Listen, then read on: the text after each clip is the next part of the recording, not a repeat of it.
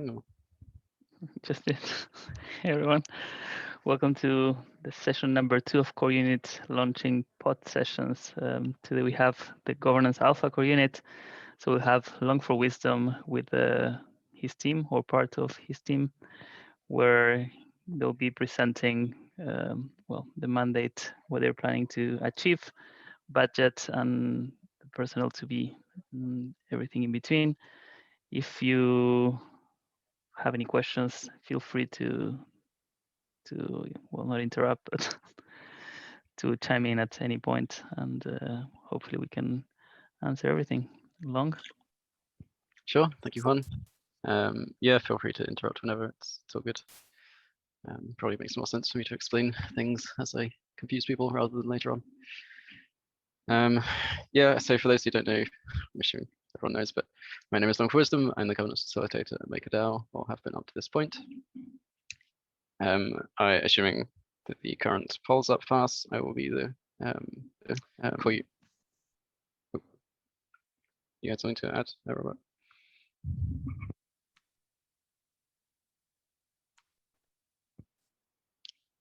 Maybe not. So yeah, assuming polls pass, I will be the core unit facilitator for GovAlpha, which is the first governance core unit. And this kind of presentation is just meant to give everyone kind of an introduction to what the mandate is, to kind of what the initial budget is. Everything in here is in more detail in the sub-proposals, which are currently being voted on. So if you want more detail on everything, feel free to check those out as well. Right, so we'll start off with the mandates. So this is kind of split into 4 main kind of sections. Kind of neutrality, facilitation of governance, effectiveness of governance, and then communication and moderation. These are kind of the 4 main things that I end up doing usually, and what GovAlpha will end up doing.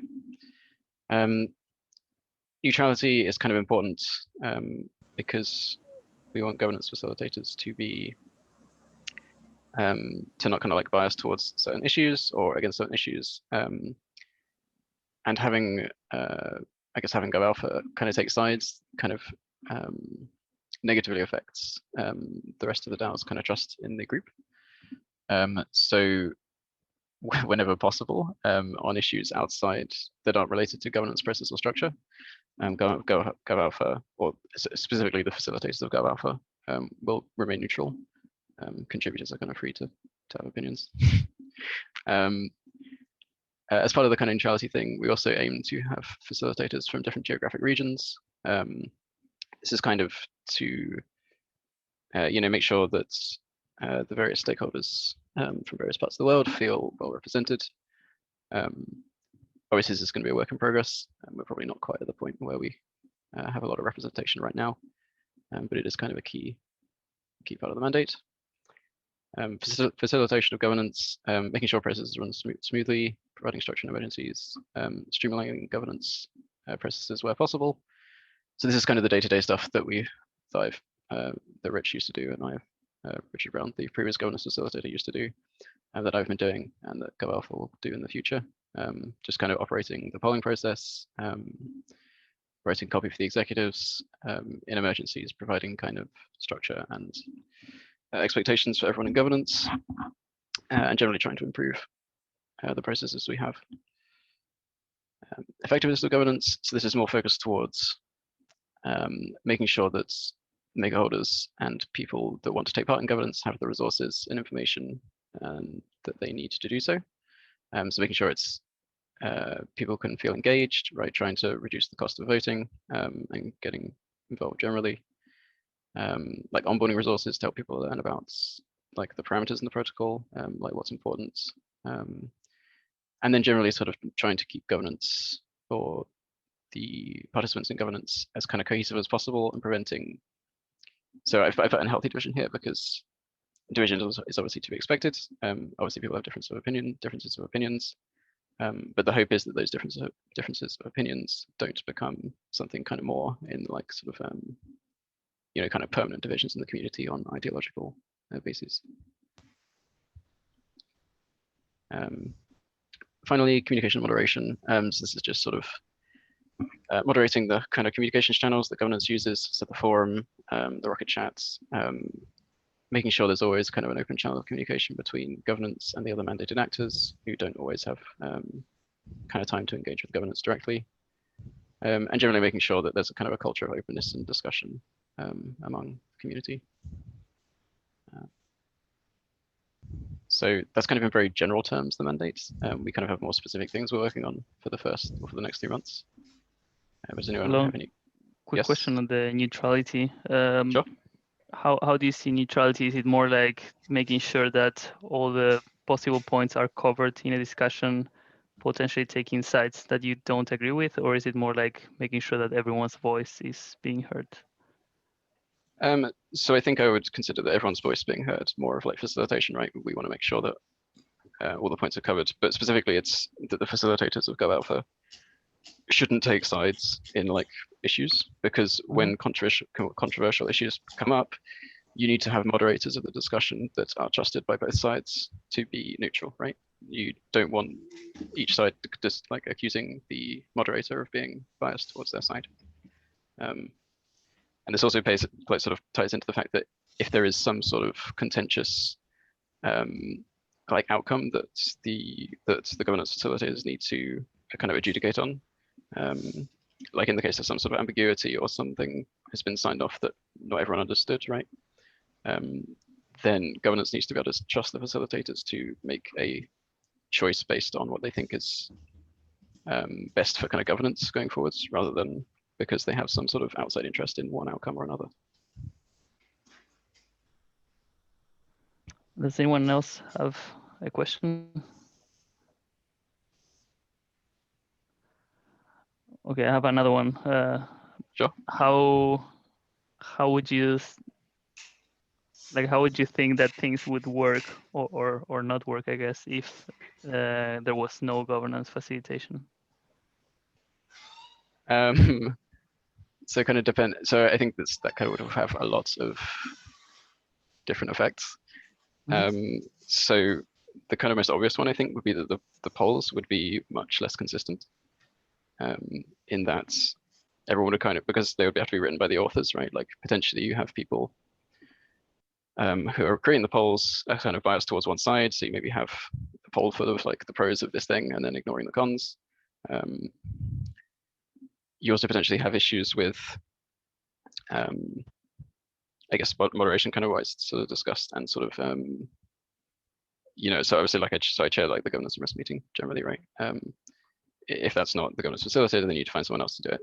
Someone who may want to like sort of push the agenda towards things that they're interested in, right? Or as yeah. Long, do you feel or do you think that governance facilitators have a duty to kind of bring up the things about certain proposals that might be like being hidden from the author? Like I know there's a lot of detail that goes into a lot of these, so I guess the basic question I'm asking is, should facilitators try to surface like obvious issues and whatever might be overlooked by the community? Yeah, I think it's a little bit. So I mentioned the neutrality thing and not taking a side. Like obviously in practice, this is pretty difficult to do because human beings tend to have opinions on things. Right. So it's a little bit of like a difficult line to walk, but you kind of want to sort of, if, as you say, some discussion's been going on and some sort of points that you identified has been kind of dismissed or not covered, you know, then sort of saying like, well, you know, this is all well and good, but like, have you considered this? It's maybe fine. But sort of saying like, oh, this is a bad idea because of this, and we shouldn't do it, is maybe less fine. So it's about kind of highlighting information that may have been missed rather than sort of forming an opinion based on that information. Nice. Yeah, cool. That's pretty much where my intuition was, and you just confirmed it. Cool. I have a question. Yeah, go ahead. So a lot of this, you speak a lot about like current processes, and I'm wondering if there's an aspect of the mandate that has to do with new processes or even about improving the current governance process. May that be, you know, something small, or actually it could be drastically different? Yeah, so I think this is kind of covered under facilitation of governance, or at least I consider it to be, in terms of like I think it is part of the governance facilitator's job to kind of identify when governance processes themselves are kind of hindering decision making, or like I guess robust decision making, because there's, or like people are always saying like it would be nice if we could decide this quicker or do this quicker, which is in a lot of cases is fine. But if you if you make it like the sort of default to sort of do things very quickly, then in the cases where something does need more discussion, it's then tough to kind of change the default to sort of a longer period. But in general, yeah, I think like trying to make governance more like effective. I mean, not effective, I guess facilitating the governance processes themselves is something, yeah, I think GovAlpha would cover.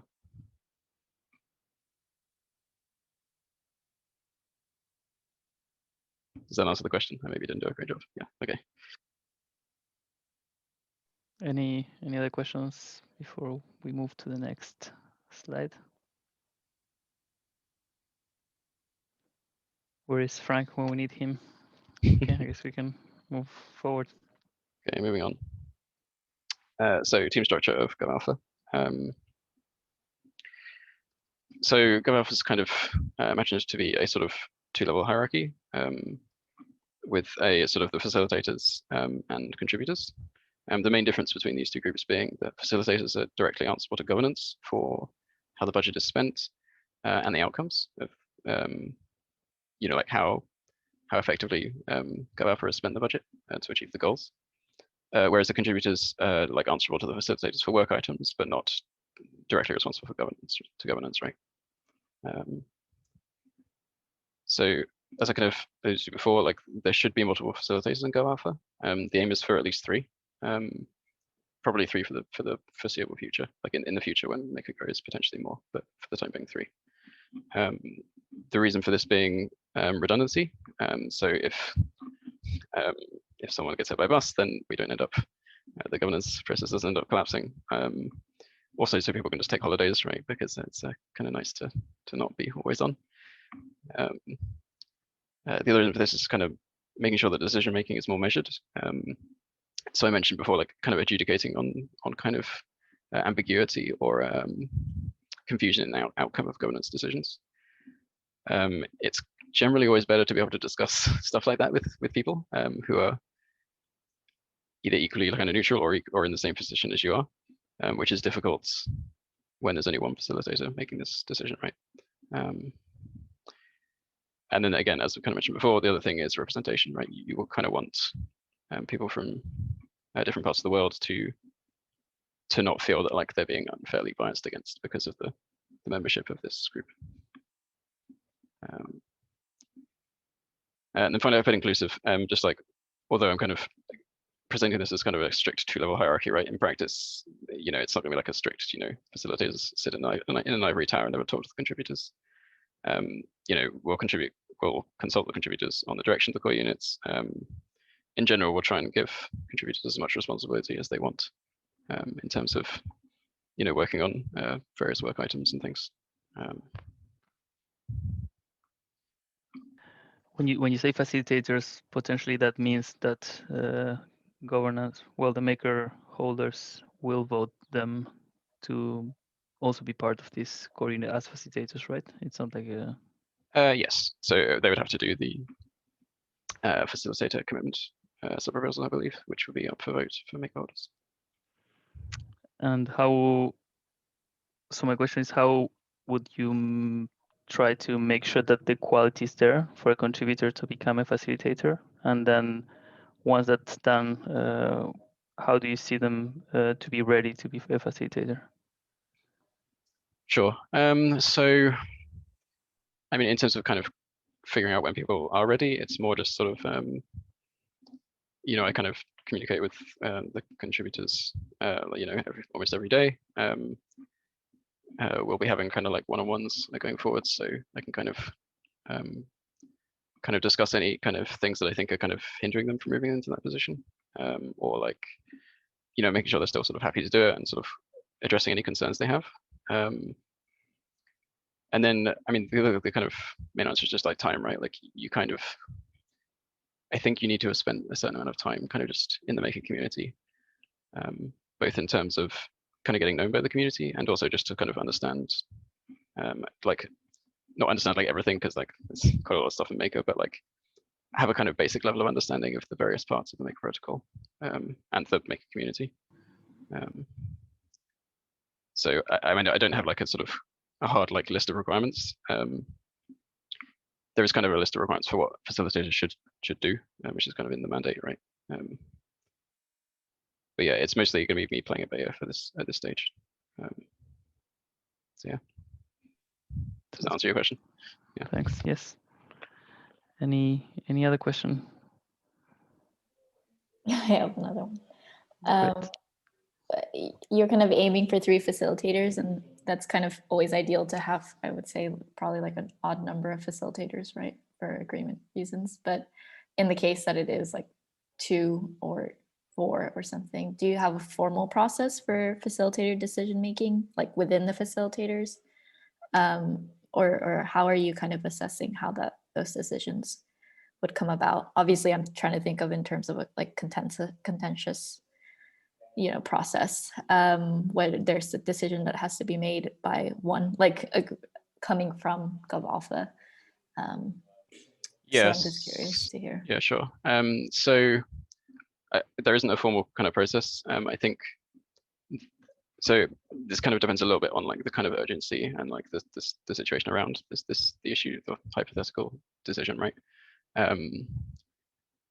I plan to make it so that like GovAlpha facilitators, if they are like the only one around and their decision needs to be made immediately, then they'll have to make the decision by themselves, right? And then everyone will kind of go with that.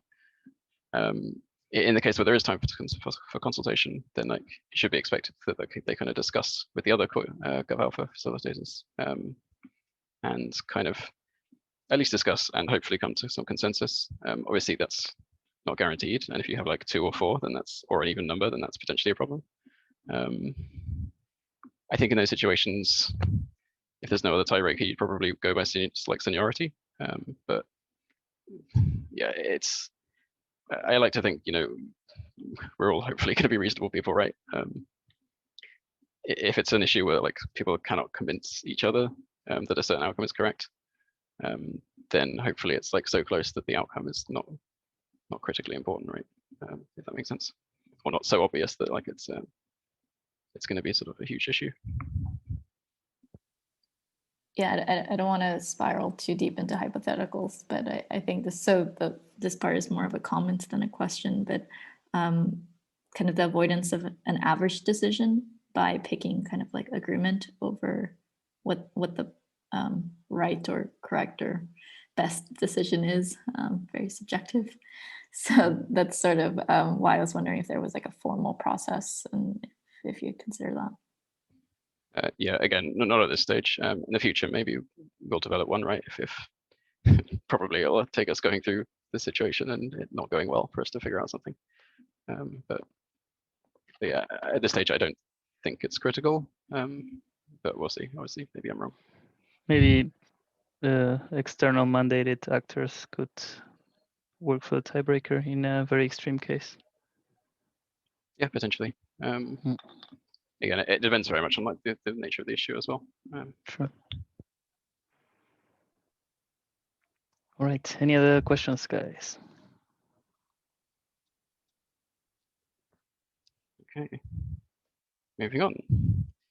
So team membership. So hopefully people have some idea of this list already. But the facilitator, like Log Wisdom Me, is the facilitator of GovAlpha.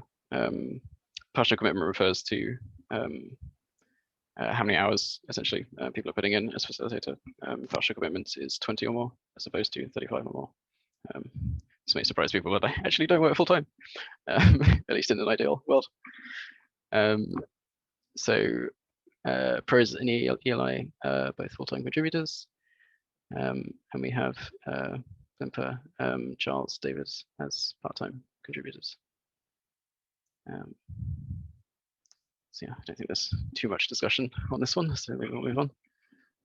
Do you potentially see like hiring more people or getting more people to contribute, or do you think that this would be a pretty, I don't know, solid team for what you need in the short term, because you forecasted 3 months, right? So yeah, so I would say like not opposed to more people joining, right? Like if the right person kind of comes up and says, hey, I want to work on governance or contribute to governance, like I'm happy to kind of give them something to do and see how it goes and see where that leads, right? I think this is probably enough for the next few months, in that I don't think we'll be hurting too much. But yeah, we'll see. I imagine we maybe will need a couple more going forwards. It's hard to tell at this stage. Maybe a full-time MIP editor might be good if like if MIPS start. I mean, if the protocol continues to grow and more MIPS keep coming in, we might need kind of someone to work on that more, sort of as more of like a kind of main focus. But yeah. I fully agree. Any other questions about the team or team structure? Do you see a world where you would have the full-time MIP editor or somebody from the GovAlpha team kind of look over the entire MIPS like canon and, you know, make proposals around ways to make things more efficient, et cetera, yeah, does your core unit cover those kinds of projects? Yeah, I mean, I definitely like it too. I think it could.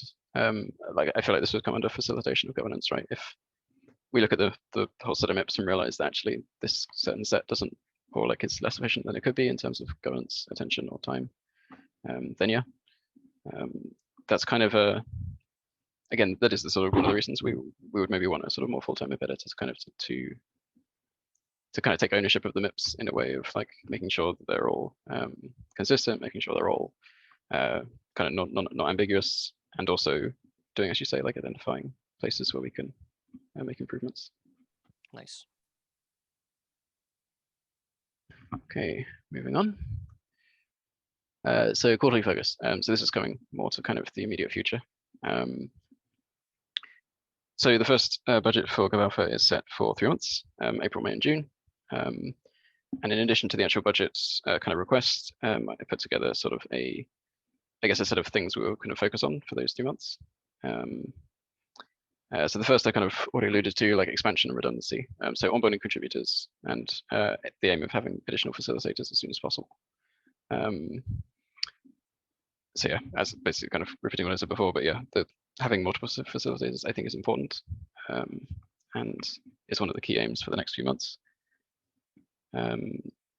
Second is improving source credits. So one thing we've kind of noticed with source credit is, well, it does a good job of paying contributors for efforts towards governance. It's kind of not super focused as it is currently, in that like MIPS especially are sometimes not discussed as much as they perhaps could be or perhaps should be. So we're kind of looking into ways to try to use source credit to incentivize content that's kind of harder to consume or harder to comment on, like MIPS, and to a lesser extent signal requests. And then the MIPS portal. So I think, well, I'm hoping some of you have already seen this, but we put up a MIPS portal, which I say we, Juan has organized putting up a MIPS portal with Adrian and DSpot, which is going to hopefully improve access and readability of MIPS, kind of bring in, just make them a lot more user-friendly, make them searchable, filterable, etc. We're just generally making them easier for governance to kind of look at, look up.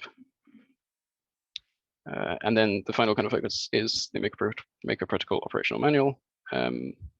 This kind of tying into the effectiveness of governance in sort of ensuring that there is documentation that is aimed at members of governance, specifically around parameters and modules making up the Maker Protocol.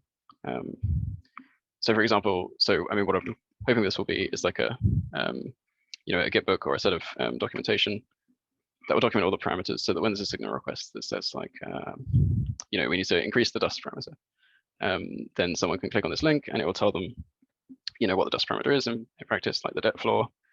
It'll tell them what it does, like why it exists, what the trade-offs are for increasing it or decreasing it, and generally just making sure that people who want to inform themselves are able to do so without kind of, sort of asking people or interacting and sort of asking questions. which of course they're welcome to do as well, but it's kind of making sure it's all accessible. And yeah, also ensuring governance knowledge is sort of durable rather than tribal. And then making sure that it isn't just held in like word of mouth, right? Like everyone, because that kind of runs the risk of information getting lost if the wrong people leave, right? So questions, I guess, on this? Also to add a little bit on the MIPS portal, I think there's also like a, no, it's not only this pod, right? It's also the work that your team is putting into improving the MIPS, so they are more readable by this layer. But there's a lot of work in the behind the curtains. I just wanted to. Yeah, there's a lot of work in going into making the MIPS kind of consistent, because obviously there are like layouts and like templates for MIPS, which are perhaps not always followed as religiously as they should have been. And that's kind of fine if you have people reading them. People can kind of interpret what happens if you leave out a capital letter or writes like RFC instead of request for comments. But a sort of something automatically passing them has some more trouble with that. So that's something we've been doing.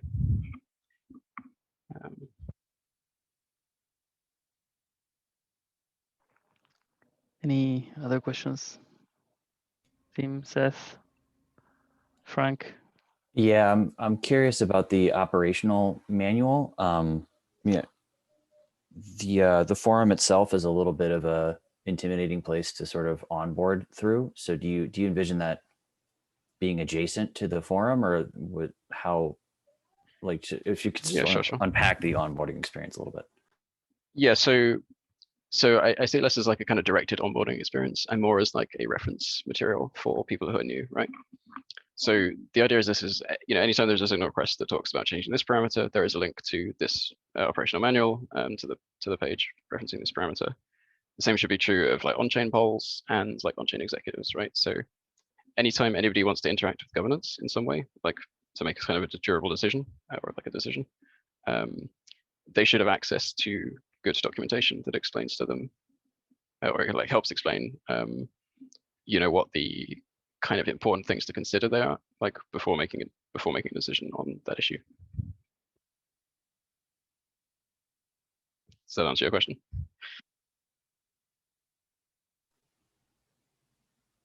I think so, yeah.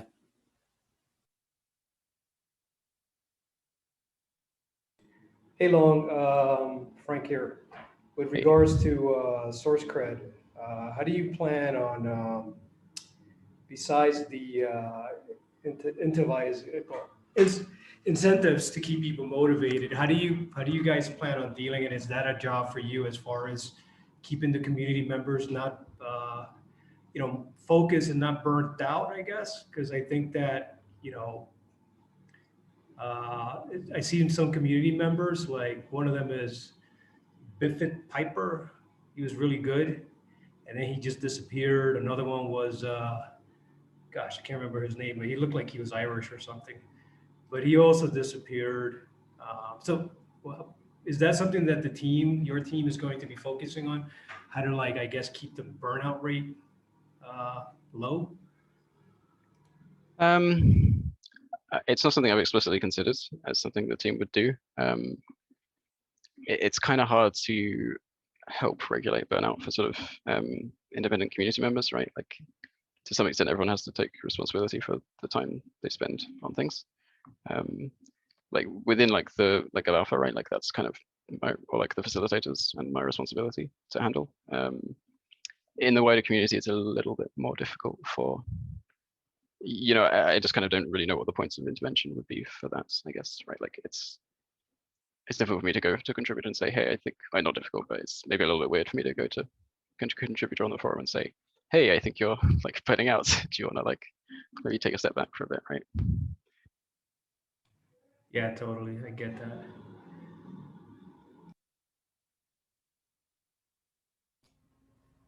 Yeah, I might add in that, like, while burnout is a particularly hard one to diagnose and plan for, it feels like a big part of GovAlpha's responsibility in terms of maintaining and providing these channels is making sure they're accessible and, you know, easy to access and people feel welcomed being on them.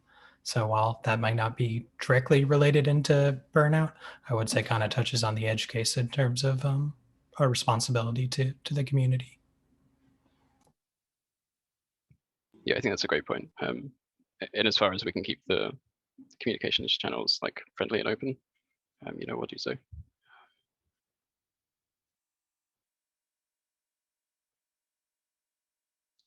Okay, any other questions? I want to echo what Amy was saying in the chat, that sometimes people have a hard time navigating the governance of Maker or the community, right? It's not very evident, since the structure is very flat compared to other hierarchical models. So yeah, that's just to leave it there. Yeah, that's definitely true. Yeah, it's hard, and obviously, like, we're kind of working on ways to make things more accessible, kind of as part of the mandate. I think what we have seen is that some people sort of are capable of kind of diving in and doing it, and these tend to be the people that are motivated, you know, financially or you know, otherwise just very motivated, right? So I don't think, well, I mean, there's definitely improvements we can make, I guess, but I don't think it's kind of a huge blocker for people who are heavily motivated to interact with governance, if that makes sense. Yeah, that's true. And yeah, I think Makerman is also one that was really good, and he's kind of disappeared on us, but it's all good. He pops up here and there once in a while. So what does your team foresee as far as like streamlining the whole governance process? Is that something you guys are going to push for? In other words, are you going to like make a push for automating governance this way? You know, we could make things easier. Is that going to be one of the first things you're going to take care of, is automation as far as governance? Because I heard this dude, can't remember his, I always forget people's names, but he has a podcast, and he said he was one of the at the earliest stages of Maker, he was in on every single governance call, GNR call, and after a while, it just drove him crazy to be debating what the stability rate should be, and stability fee, or whether how to keep the PEG aligned. And after a while, he just quit. So is your team going to focus at one of the first things, besides what you outlined so far? Are you guys going to focus on automating governance? Yeah, so I think, so in terms of making, I mean, like sort of trying to reduce the burden kind of on individuals to keep track of governance, yes. Whether that takes the form of automating things is kind of a different question. There's kind of a limited amount, like sort of GovAlpha can do without kind of smart contract support to automate things. But there are some, I mean, as I think you and most others are aware, there are some things that we definitely can automate and make less of a governance burden. So in the next, so you kind of mentioned sort of doing this soon, like in the next 3 months, not so much. I'm hoping that once we get DSS Gov, that'll kind of open up a lot of doors for us to kind of make a lot of strides in this area, right? Both with like delegation and with like kind of L2 voting, and sort of just generally, and also sort of streamlining the monthly cycle as well, because GovAlpha will allow us to have multiple executives up at once without impacting the security of the protocol. So I would say yes, but not in the like in the very short term, I guess. Cool. And how close have you come to choosing another governance facilitator, like your second in command? And if you could disclose that, but has it been like 50% almost there, or you just couldn't find someone who came remotely close to filling in those shoes? I think we're making good progress. I'm not overly concerned at this stage. Maybe it's a little bit early to sort of make.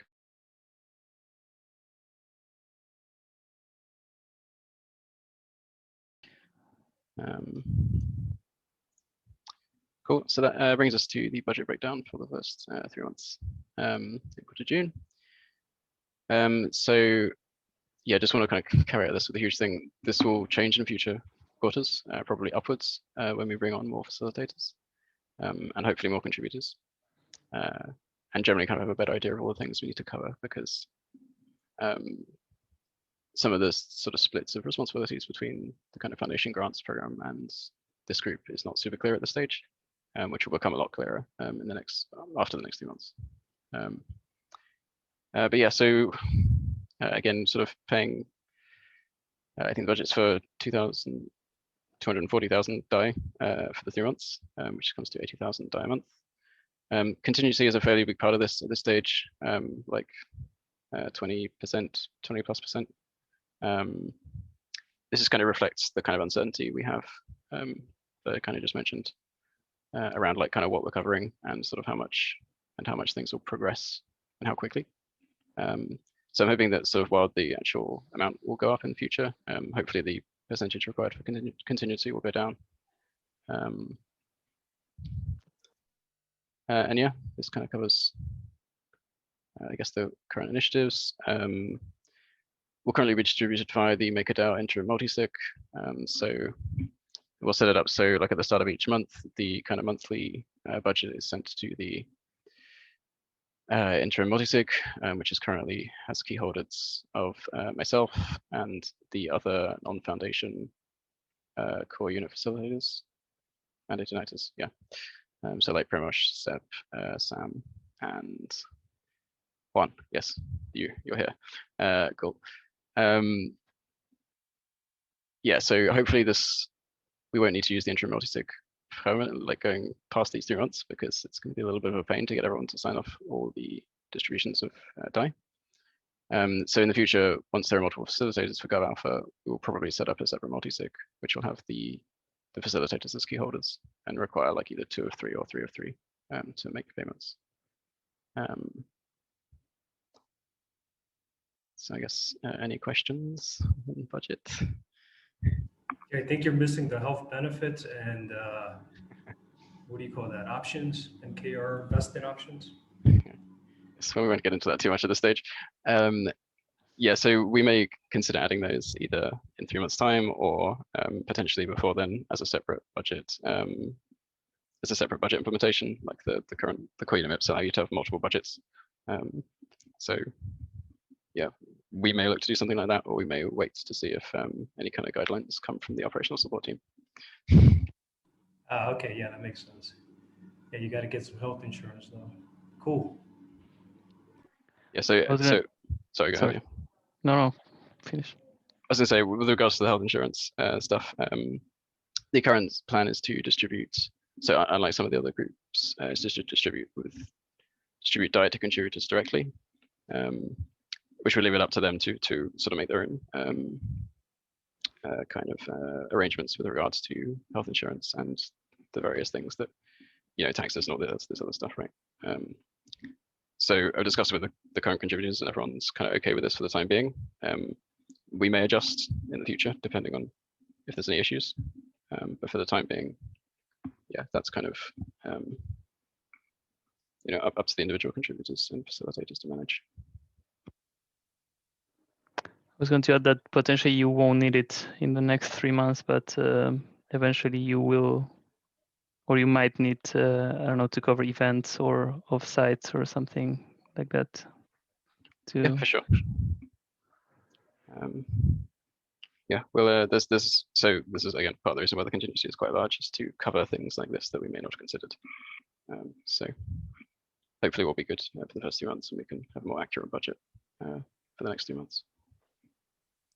I'm curious, for part-time contributors, what's your approach? Are you giving them like a partial salary, or are you tracking hours like carefully and doing it through an hourly rate? So current plan is to kind of continue from the way the foundation handled grants, which was to pay an hourly rate. So that's the system we're currently using. Again, may adjust in the future if it turns out the contributors want a different setup. But for the time being, I think everyone's happy with that. No one's sort of come out and said that they're really angry. So All right, cool. Yeah, that makes sense to me.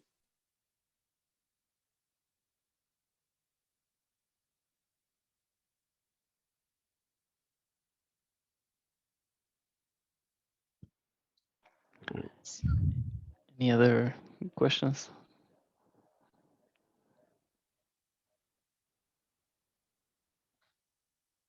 What kind of expectations should like maker governance have with regards to like self-reporting on progress, blockers, etc.? Sure. So I think so a couple of things. So in the future, it may be that we don't have 3-month budgets. We may have quarterly budgets. We may have like 6 months or yearly budgets, right? But I think we'll try to kind of maintain a kind of quarterly, sort of progress report in terms of what we've done, like how effectively it's gone, if there's been any issues. I don't think we'll kind of disclose, we kind of won't publish sort of like blockers and sort of individual like internal stuff, unless it becomes like exceedingly obvious that there's going to be no progress made for the next few months, right? Because I just don't think governance kind of needs to worry too much about things on to that kind of level of granularity. Yeah, I agree. Nice, cool. All right, let's maybe move on. I think this is the last slide, but yeah, there we go. So yeah, Core GovAlpha core units. You can vote on chain in the inclusion polls, which are up now on the voting portal. Any other questions or comments, feel free to ask now and we can discuss.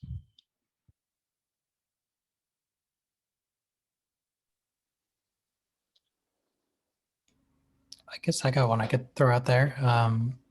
I guess right now there doesn't seem to be a large need for like a legal structure for the GovAlpha team. But is that something you've thought about or something you could see in the future needing to take place in terms of having to pay contributors or different entities like from an entity? Yeah, so I'm kind of aware that there's been a couple of, I forget the names now, like Accountable kind of did a presentation on that kind of subject. I believe there's another one as well, but I've forgotten and I missed it. But I'm sure I can catch up on YouTube if I need to. But essentially, there's a couple of ways of kind of accommodating contributors or facilitators that want a more formalized setup that kind of don't require, yes, thank you, that don't require like a legal entity for the core unit itself. That said, I'm not like fundamentally opposed to it or anything like ideologically. I think if it becomes sensible to do so, then we can set one up here. It's very much dependent on how things go.